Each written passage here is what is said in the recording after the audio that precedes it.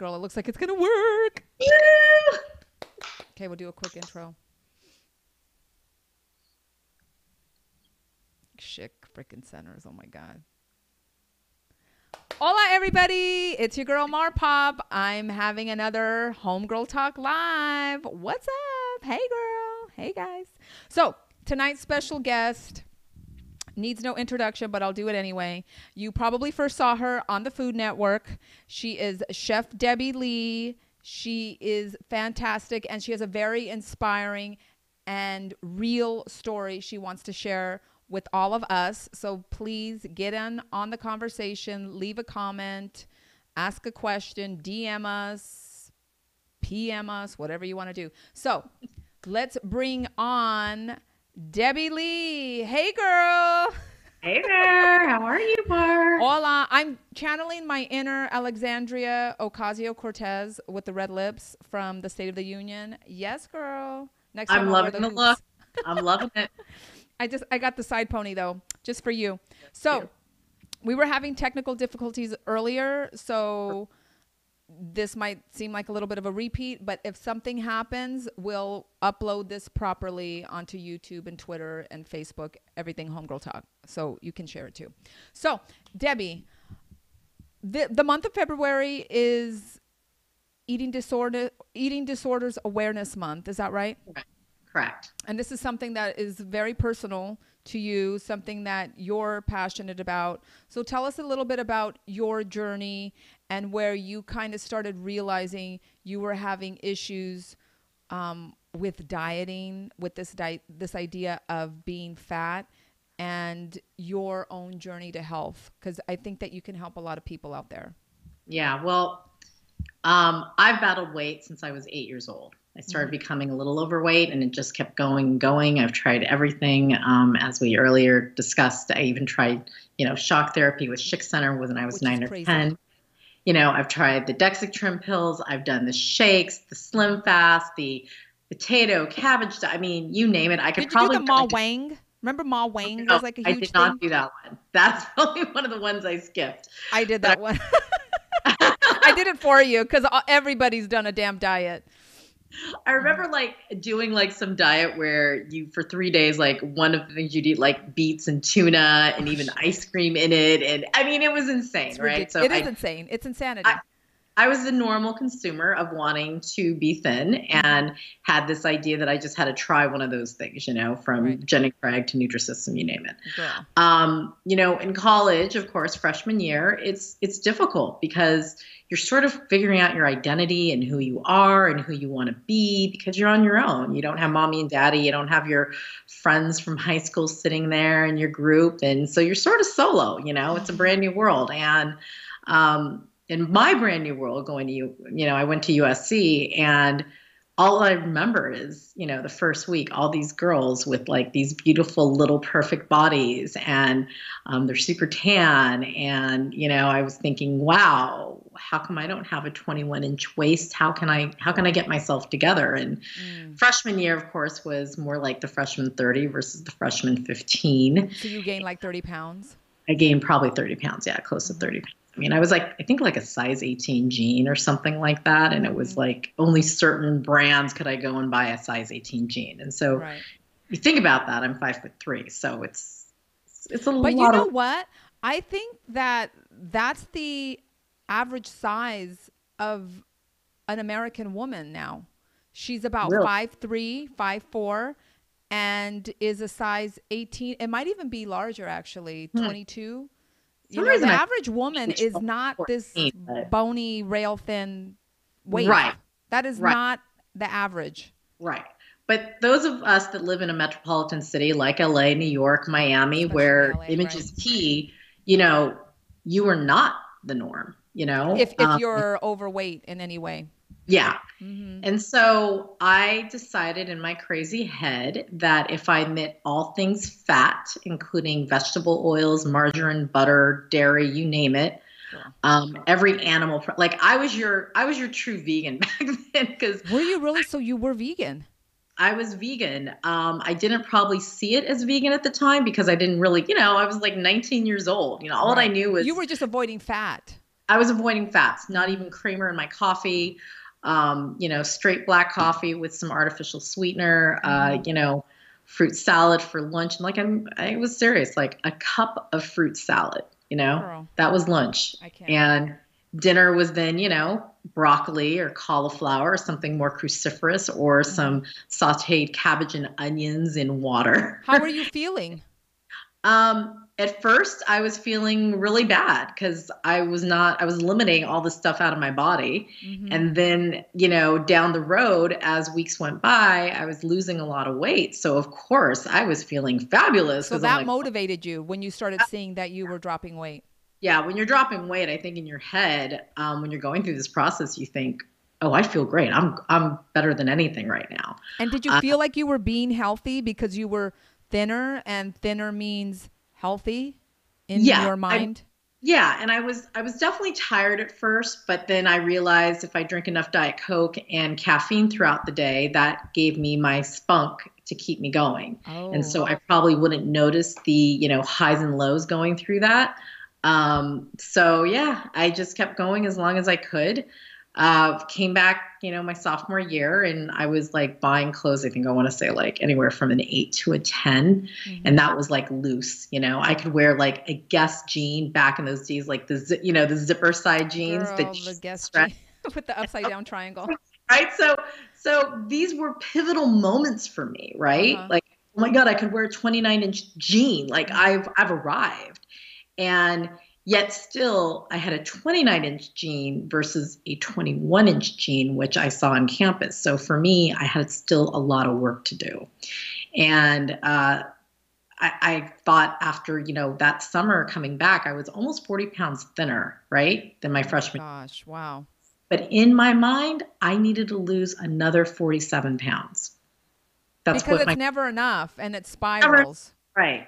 And so ultimately, like any, diet or weight loss plan you have, your body plateaus, right? If you're doing the same thing. That's true. And that's what it did. And I wasn't losing any more weight. And I was like, what the heck? Like, what's going on here? So, of course, too, you're back at school. So there is going down to the fraternity row and partying with everybody and, having a drink here or there. But the guilt that set in about having a beer or having a vodka soda. I felt like the calories. It was the calories.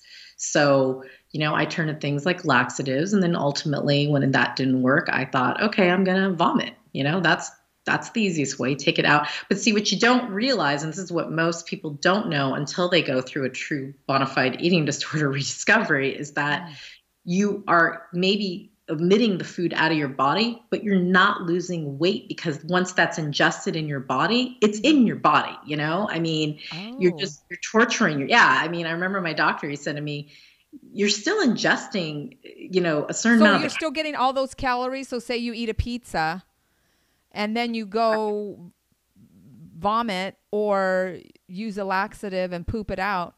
You still already got most of those calories? Taken a certain amount of it. So it's not like just because you've, decided to vomit or go the other direction and get it out of your body that you relieve your body of whatever's going to hit your system, but that's what in my mind, I thought, no, because it's physically coming out.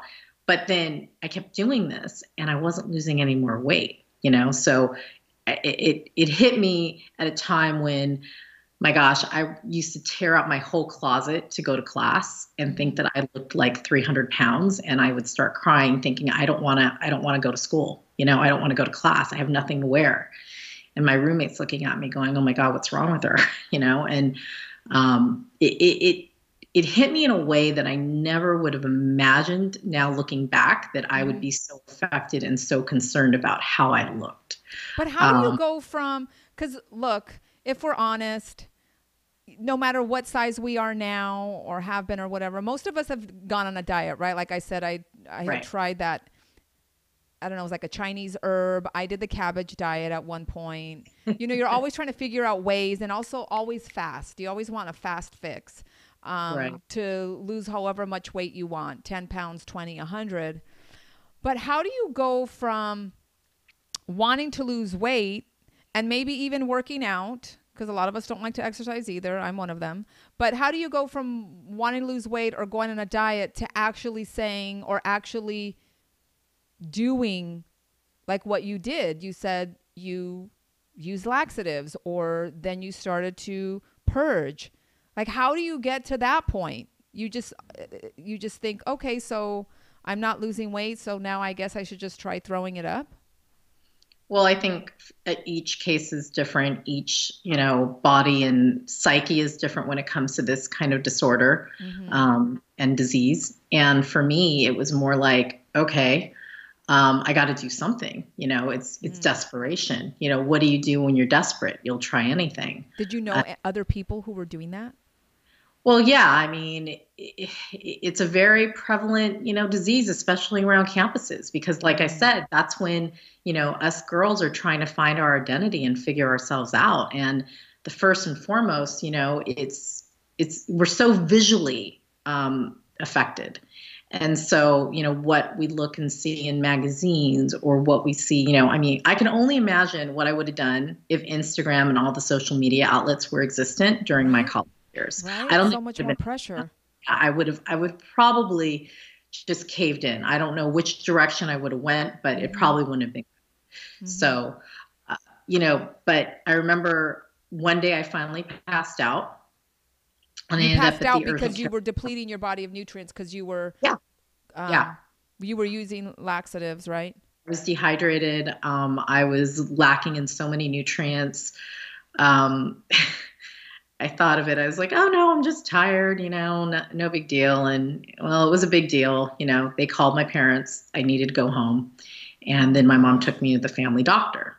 And that's when my family doctor looked at me and said, we got a problem here. And in my eyes, I was like, yeah, we have a problem. I'm not losing any more weight. That was my first reaction. I remember my God. After you had just passed out because you're throwing up your food. Started grabbing my stomach and, showing him, look how much more and look how much thinner I would be if I lose another 30, 40 pounds, and then I could work out and lose another 10. And, God bless him. He I think just looked at me thinking, what happened to this girl in a year going to college? The thing of it is, I think this girl was always there. It's just that surfaced. I remember when I was young, I watched, it was like an ABC special, like The Best Little Girl in the World. It was the first time I think any major network did a movie or anything about an eating disorder. I was really intrigued by it, that I even bought the book and I read the book from head to toe. And it always, sat with me, of course, when I watched the show and read the book, I was younger, but then all of a sudden I started reenacting certain moments of that book, Like what you saw and what you read. Right, because she was thin, and that was your goal. That was the most important thing. You probably didn't really have a concept of healthy. It was just thin. I could care less. I just wanted to be thin. That's all it was, I wanted to be accepted. I thought my life would be easier if I was thin, because so many people used to always say to me growing up, oh, you've got a pretty face, and only if you lost a certain amount of weight, Don't you effing hate that? It's always like, my gosh, you have such a pretty face if you would just lose a little weight. It's like, seriously, probably one of the worst things you can say to somebody who's battling their body image. Isn't that awful? We need to remove that sentence completely. Like from now on, do not ever tell a human being, you have such a pretty face. You're so pretty. If you would just lose some weight. You're so handsome. If you would just lose some weight. Right. But they also do it the other way around now too. The ones that, if you see somebody who's got, truly anorexia nervosa, who's super underweight, and, people will say things like that to them. You just need to lose, not lose, but gain 20 pounds, and how do you think that hits in somebody who's battling this, whether it's my way or the other way, what? That's, you make a good point, because I actually did share something on Homegirl Talk on the Facebook page, which is that, I don't know if you've noticed, but Celine Dion, to bring in a celebrity, but she recently, has been seen in public, and she is so thin. For me, it's scary skinny. She looks unhealthy. Right. She looks maybe almost anorexic, because bones are popping out, the skin is, it just doesn't look healthy. And so part of me is like, you want to be politically correct, you want to be sensitive, you don't want to be judgmental. And it's like, okay, well, live and let live, right? Maybe she's a thin woman as it is, right? But I'm talking like she's practically emaciated based on these photos that I'm seeing. Yeah. And No, to and me, that's sending a bad message too. Like, I feel like, yes, you can be too thin and you can be too big. right. And I think the problem is in the society that we're in is that we are so about what we see visually, whether it's, we choose our hotels by how beautiful or how aesthetically pleasing they are to our eye. We obviously, there has to be physical attraction when we choose our partners, right? We choose food sometimes by just looking at a photo, and seeing Instagram. how pretty the food is. So everything is so visually driven, right? And how can you not be visually driven with your own self, especially when you're at a young, impressionable age, like in college? And, for me, I don't know how I ended up there. I really don't, but I got there. And when people probably see me, they're thinking, oh God, she's full of it. She never went through that. And only those that, maybe some people that lived with me, somebody that were really close to me, realized how much I was hurting inside. And it took a lot of therapy. It took a lot of, I had to come home and have my mom feed me like a baby for months. And because I depleted my body of everything, my body went into more of an allergic shock. So like the first time I ate chicken, I got welts from head to toe and I couldn't breathe. Oh my gosh. You almost had like an allergic reaction because those foods weren't inside of your body for so long and they didn't know how to respond to that. And it took me years to ever eat mayonnaise again. Now I love mayonnaise, but it took me years to ever try it on a sandwich, to eat a chicken salad, a tuna salad, things that I, of course, love and cook and show all the time on my own social feeds and for my clients. But those little things affect your mind and your head. And I was really, really lucky. I was one of the lucky ones. I met a lot of people through going through the eating disorders groups on campus. That was probably a really big moment for me because I realized, wow, there's a lot of girls who binge and purge that are like twice my size or even 3. And then there's those that are super, super skinny that are anorexics, truly, and battling, just not eating at all and starvation. And we realized sort of in that group how different yet how common we are, because at the end of the day, we just want to be loved. We want to be accepted for who we are, how we are. And, there's that dark voice in your mind that talks to you at that age too. And it's scary enough. I see it happening through the younger generation, not even college. We're talking like, middle school, high school. It's a scary thing. And it's shocking to me that we don't talk about it as much as we do. I was actually really surprised that I even brought it up when I was on a radio show not too long ago. Yes, you recently shared. You hadn't publicly shared because you've been on Food Network. You're known as a chef. You're a cookbook author. You've been on TV for many years. And so, and you're a fun person, of course, so we know this persona, but you didn't ever share this really personal part, which is that you had an eating disorder and you were binging and purging and using laxatives to the point where you passed out, you ended up in the hospital, and yet you still didn't think you really had a problem because you weren't skinny. Right. I didn't think I had a problem for the longest time. I thought this is just BS and ridiculous, and I can't believe I can't go back to class right now, and I have to stay at my folks' house and be treated like a child. And, of course, my parents being, Asian Koreans that emigrated here in the 50s from Korea, their mentality, as Americanized as they were, it was hard for them to wrap their head around how this happened. And so, I'm sorry, all these years, you're going through college, you're in the eating disorders, you're in a group sort of like AA, right? But for a eating disorder. Right. And so therapy and kind of retraining yourself. Was that when it really started? Girl, technical malfunction. Is that when it started to turn for you, where you started to have a little bit more of a healthier, I guess, perspective on things? And then, you know, of course, years later, you end up doing television, and your whole career revolves around food. Yeah, you know, I think it sort of came around 360 in a sense, and like I said, I'm still working on myself, but I was lucky that I had, you know, someone up above. God had decided that I was going to make it through, and thank God for that, right?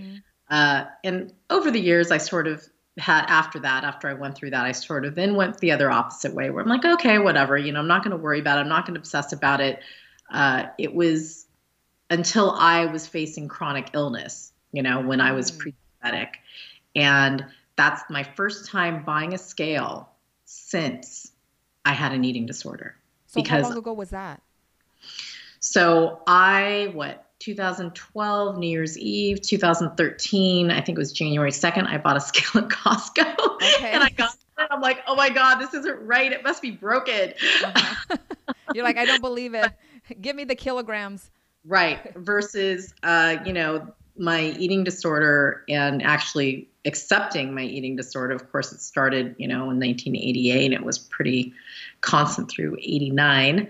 But that's how many years lapsed where I wouldn't buy a scale, because a scale would get me into this neuroses. Like, I used to go on a scale probably 20 times in a day. I would, you know, drink water, go to the bathroom, do anything to see if my weight would change. I would wake up obsession. I would wake up in the middle of the night obsessing, trying on clothes, what fit better, what didn't fit better, going back on the scale. I mean, I probably didn't sleep for a lot during the height of my, you know, time when I was really, you know, struggling. And in a way, I sort of, I think, repressed it and put it in the back of my head like it never existed.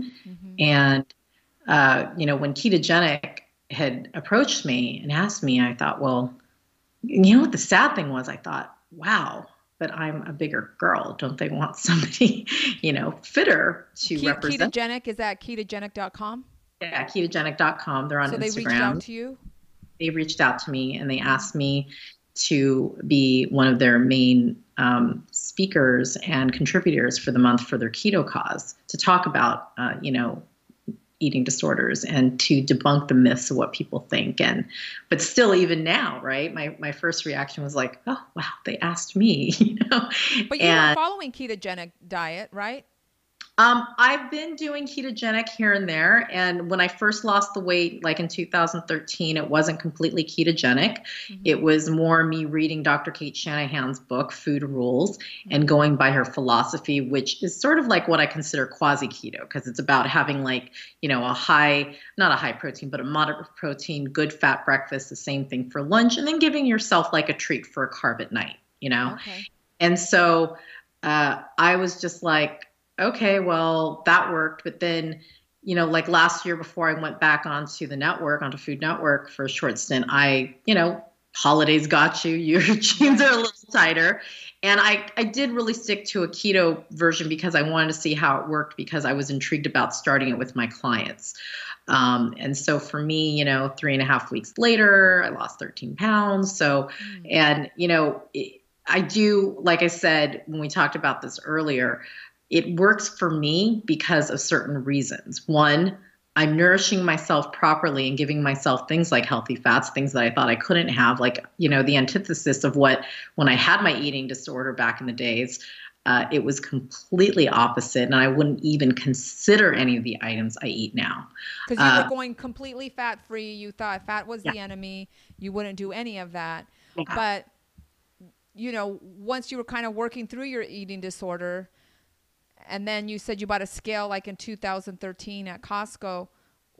Did you discover keto then, or you were just you felt like, okay, I've gained too much weight, I got to figure out how to be healthier? I got to read Dr. Kate's book, and that book. That's what changed it for you. Yeah, that's what changed it for me, and that's actually the philosophy in which I initially built Mind Body Fork on my meal deliveries. I got you. So it evolved. So it evolved. So you do that. in the midst of this, were you doing a lot of the food stuff? You had a food truck, you know, you had the restaurant, and that's when you and I met and we did TV segments together. Right. So that's how we met. Now, had you already discovered that book, or no, you were still kind of eating whatever you wanted? Obviously, I was making bacon coffee cake rolls. Girl, because you are the Korean soul queen, or what's your moniker? Twice queen, you know? But yeah, back in those days, no, that was when I was sort of like, screw it, I'm going to eat whatever I want to eat. And funny enough, in 2010, I will never forget, it was the day before I headed to the National Restaurant Show in Chicago for the first time. And I took a glucose test, and my doctor was like, we need to monitor your blood for the next 2 weeks. Your reading is pre-diabetic. And I'm like, oh, you're out of your mind. I'm going to Chicago. Like, what are you talking about, Dr. Cho? I'm going to go eat, drink, and be oh so fabulous, you know? And it wasn't 2 weeks later that I came, but I didn't go back for my physical when she told me to come back. I ignored it. I ignored it for another year. And then finally at the end of 2012, I went in and she goes, we need to have a little talk, a serious talk. You know, you're not going to have a career. You're not going to be able to cook on stage. You're not going to be on TV. You're not going to have all these things because you're going to be attached to a machine if you don't start taking care of yourself. She straight up told you. Oh yeah, she's a Korean American doctor. She's been like my big sister in that sense. So she didn't mess around. She was like straight up, I'm gonna put you on blast right now. This is what you need to do. She's like, you're the heaviest that you've been. You have everything to look forward to. Like, you need to be healthy. And so that's notice she didn't say you need to be thin. No, she said you need to be healthy. And till this day, she has never been about. She has commended me and applauded me for my health journey and for what I have accomplished thus far. But she has never told me you need to lose more weight. She has never told me you need to be skinny. She has never, you know, she's also herself diabetic. So it was more about her caring as a doctor and somebody from a personal standpoint to say, hey, you know what? You need to wake up and smell the coffee right now. And you can prevent getting diabetes. Correct. If you take care of your diet. So Correct. that was the moment. That was a life-changing moment, really, for you to like, okay, I got to get my shiz together. Yeah. And so you're this fabulous Korean soul queen, making her kimchi and your bacon and your twice fried. Oh my God, I can't believe twice fried chicken, girl. I think I probably had some of that because back in those days I was eating chicken. Yeah, I'm very sorry, chickens. But you were doing all this stuff and your cookbook and your food trucks, and then you took a pause and you said, like the doctor told you, I'm not doing this. I got to take care of my health. And that's when you created Mind Body Fork. And that's what you're offering people now. So tell us a little bit about that.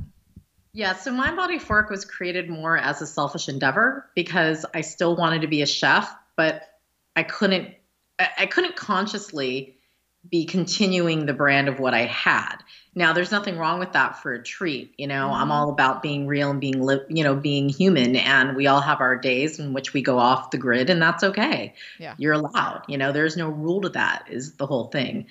But I had to sit there and realize that, okay, if I want to be a chef and I want to still cook and I want to still be present, I have to do something that is real to me.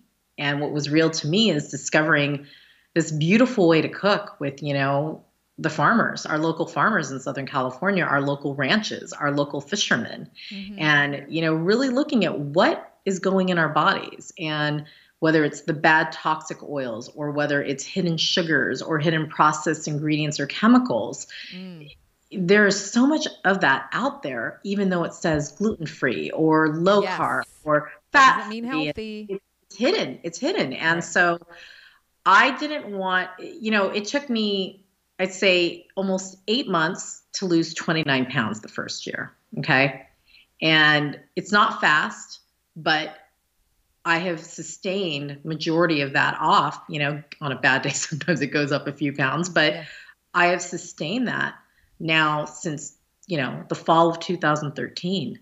And it's the longest time I've sustained my health. And, you know, for me, now that I'm getting older, I want to obviously lose a little bit more weight and just, you know, there's that part about not wanting to deal with any additional potential chronic illness that could come your way. But, if I think it through, I was like, well, I don't want to have a meal delivery service that is going to promise you something that you can't deliver because A, our bodies are all different and you're in a different mindset. Until you're really ready to take the plunge, you can order as many meals from me. But until you're seriously ready to make a change and try it, and we've all heard this before and how many people in testimonials that people have lost weight, right? Yeah. But this isn't about you losing weight. This is about you changing how you think about food, health, your body, and being free of that. Okay. That to me is like the epitome of food freedom. It's about you having the sense and know-how that, okay, this is the weekend we're going out with the family and we're going to be naughty, but I'm going to have one slice of pizza. I'm not going to have the whole pie and then something later. Right. Well, that's the whole name, right? Mind, body, fork. It's making that connection, the way you think about food. Right. The importance of keeping your body healthy, not this ideal of thin.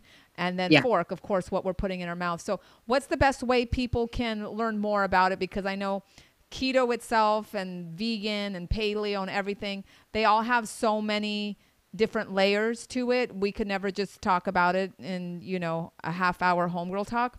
Right. But if people want to learn more about like what you're saying, cooking healthy foods, knowing how to look for these hidden ingredients and chemicals, where should they go? Well, they definitely obviously can go to our website, mindbodyfork.com. And for those that don't live in Southern California, because we deliver it between LA and Orange County, they can go to my Instagram, and I always share recipes or ideas and how to keep it healthy. And currently right now I am all about the keto because and I do want to say this: it is not initially meant to be a weight loss program. That's not what keto was created for. Keto was created as a method to help people with neurological disorders and also with cancer and other chronic serious illnesses. And so doctors actually found through science that certain things help their brain function. And that is if they eliminate certain things out of their system. And that's actually how keto was discovered. Now, it happens to be that you can also lose weight. It's great for anybody with diabetes because it helps battle your insulin. So it's really a medical treatment of eating. And I want to say this too, because we see it on Instagram and everybody gets caught up with like the before and afters and all of that, right? Yes. Keto is not a marathon. It's not a competition. It is a different, very healthy, sustainable way to eat. And it's not a fad diet. Not a fad diet. Because that's what I think. Like, oh God, this is the latest. It's hashtag keto. Right. It's not a fad diet, and I don't like calling it a diet. I think it's more of a way of life. But what it does, it triggers your body and your brain in a certain way. And that's the big difference, And as a side effect, if you are, excessively heavy, you are going to lose weight on it. But, when I see some people on the social media handles and stuff, it makes me a little worried because I think people think this is like some competition of how long you fast, how long you do. There isn't a competition. Your health is not a game. Your health is serious. And whatever you do, whether it's keto, whether you want to do Whole30 paleo, you got to talk to your doctor and make sure that you're okay for it. Right. That's the big thing. This is not about you trying something. Like I said, learn from me, learn from my own experience. That's why you're sharing this. You want to share your story so that people can learn and understand through your struggle and journey that, well, one, you're not alone if you're going through it yourself, and two, there's a better way.